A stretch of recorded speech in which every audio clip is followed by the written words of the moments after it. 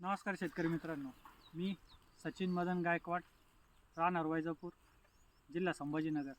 आता हे जे आपले कांदे आहे हे पूर्ण 4 महिन्याचे झालेले आहे। तर आपण ह्या कांद्याला आत्तापर्यंत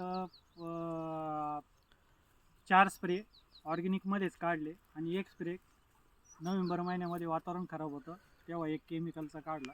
तर याला आपण सुरुवातीपासून स्प्रेमध्ये दैवी कॅप्सूल, जिनेरेस कंपनीचं मायकोरायझा आणि ऑर्गॅनिकचं लुम्सी स्ट्रॉंग याचे स्प्रे 4 काढलेले आत्तापर्यंत।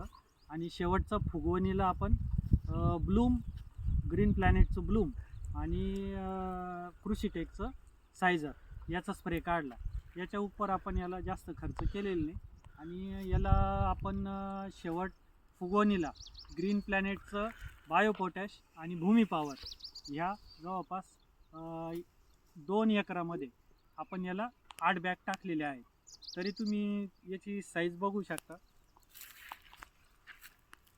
एक समान साईज आहे। बाकीचे कांदे पण बघू शकता, कलर, साईज सगळं सम प्रमाणामध्ये। दांड्याचं प्रमाण पण जास्त वाढलेलं नाही आणि सरळ सांगायचं झालं तर हा टोटल कांदा टिकवण क्षमता वाढवणार, सडणार नाही, खराब होणार नाही। तरी पण शेतकऱ्यांना आपलं एकच म्हणणं आहे की तुम्ही होता होईल जेवढं पण कांद्या पिकाला ऑर्गॅनिक पद्धतीचे खत किंवा ऑर्गॅनिक प्रकारचे स्प्रे जर काढले तर कांदा 100% ही साईज होणार म्हणजे होणार। जर तुम्हाला दैवी कॅप्सूल, लुम्सी स्ट्रॉंग, मायकोरायझा ह्या प्रकारचे ऑर्गॅनिक औषधं जर लागत असेल तर माझा मोबाईल नंबर आहे 86 00 86 00 97।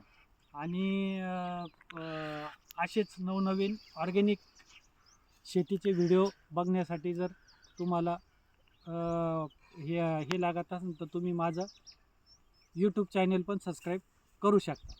धन्यवाद।